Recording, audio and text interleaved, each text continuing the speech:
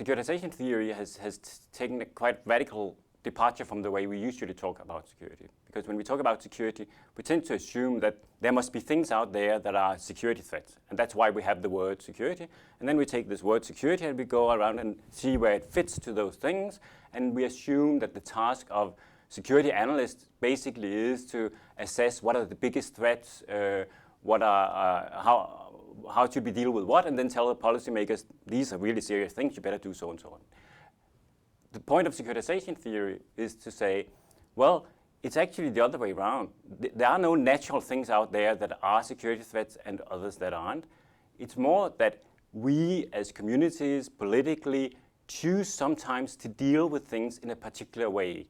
We name certain things security problems, and when we do that, something happens to that issue and to our interaction around it.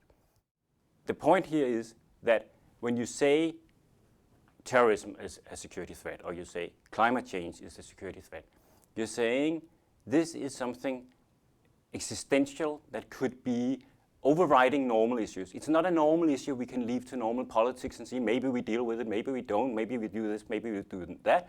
No, it's a necessity. It's something that should not be allowed to happen. There's an existential threat here. If we allow it to happen, everything else will be lost. It will be too late. It will be gone.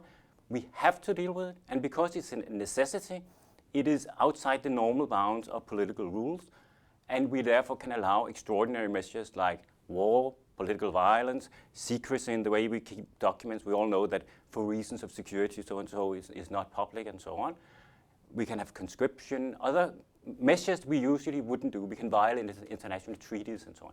So the point here is that instead of assuming that issues out there run around somehow being or not being security issues, and we should try to run after them and put labels on them, it's rather we try now to understand what is that particular thing we are doing when we are labeling something a security issue.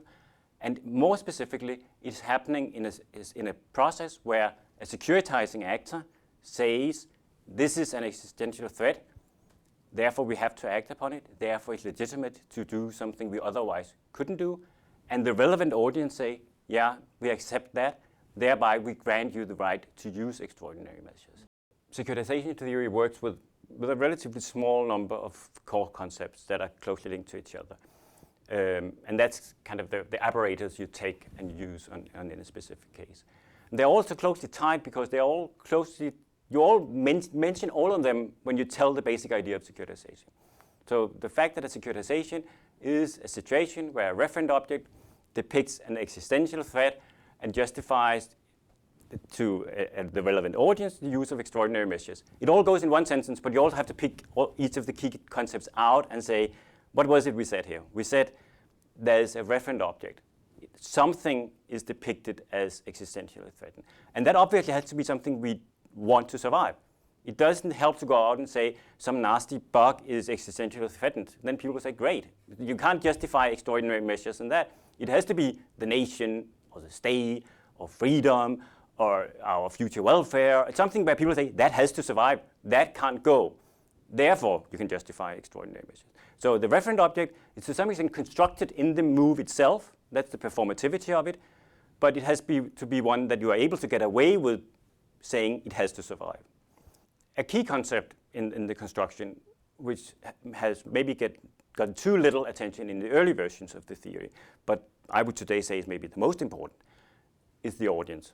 Because it's not just a matter of threat speak. Anyone can stand up and say this or that is a threat.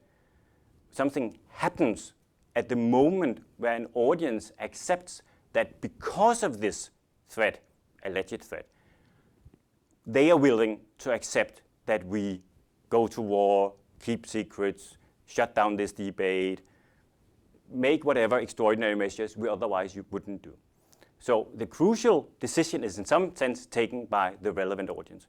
A lot of people take then the audience to mean the democratic public and say therefore the theory can only be used in the West or something like that.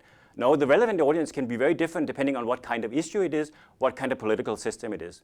Maybe in an autocratic system, the ruler only has to convince an inner circle of 20 generals around a table, but if they usually would do this, and he suddenly said, now we have to do that, if he would say, we have been doing so for until now, but now we should invade Kuwait, then he would still have to make an argument that is beyond the usual justify something extraordinary like invading the neighboring country.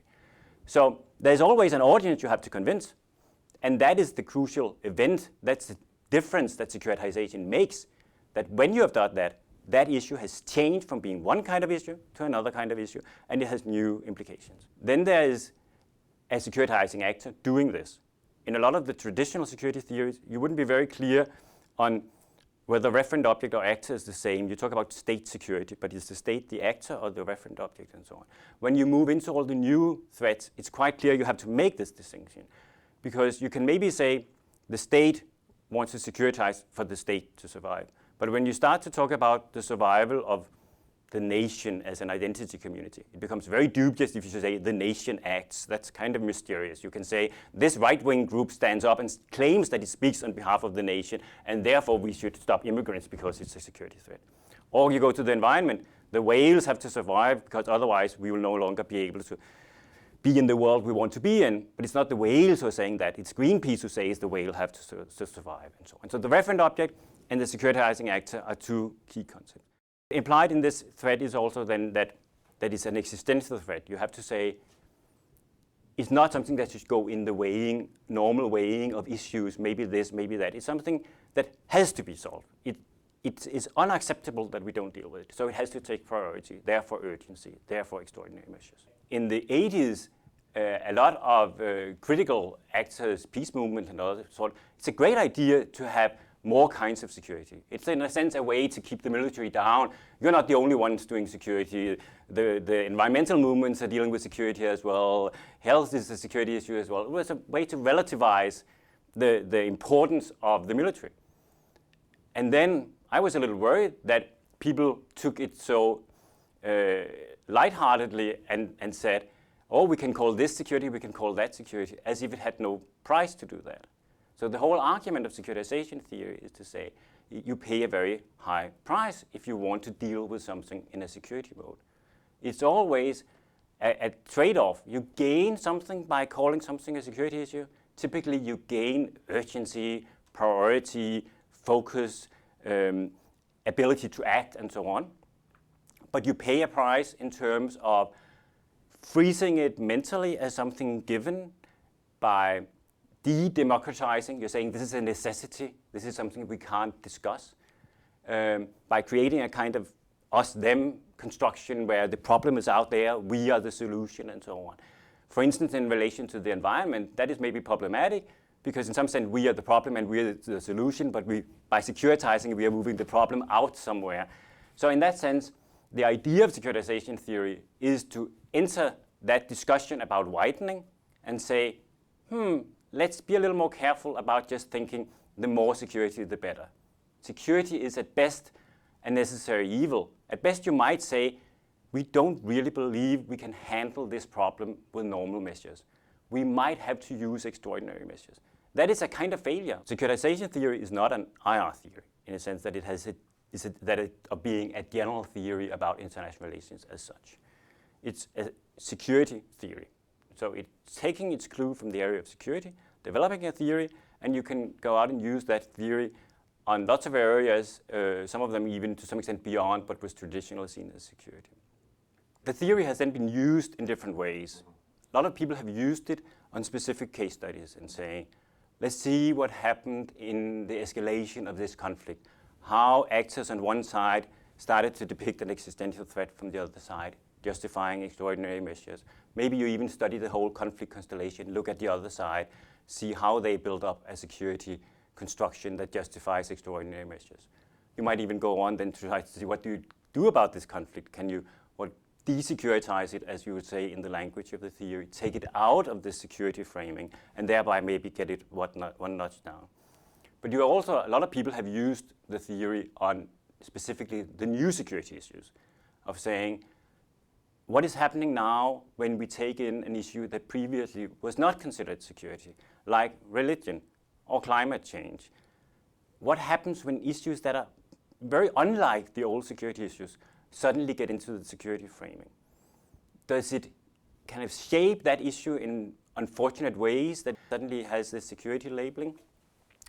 Does it enable new form of actions, problematic actions or useful actions, etc.? So a lot of the literature has been about this, what happens when something transforms from being not security to being security. Where the theory has most often not been seen as the most attractive is when you get very close to classical issues, things that everyone takes to be security issues, classical military issues, classical great power issues, where everyone will say, sure, that's a security issue. We don't want to discuss how it got there. We know it's there because it has to be there. And where the question, it could also have been a non-security issue, is maybe not the most relevant. I naturally think securitization theory has something to contribute. And I would say we can then study how different securitizing actors want to make different reference objects the center of attention, focus on different threats, different extraordinary measures. So the variation, the struggle going on within something that is generally accepted as a security issue is still a powerful tool to understand.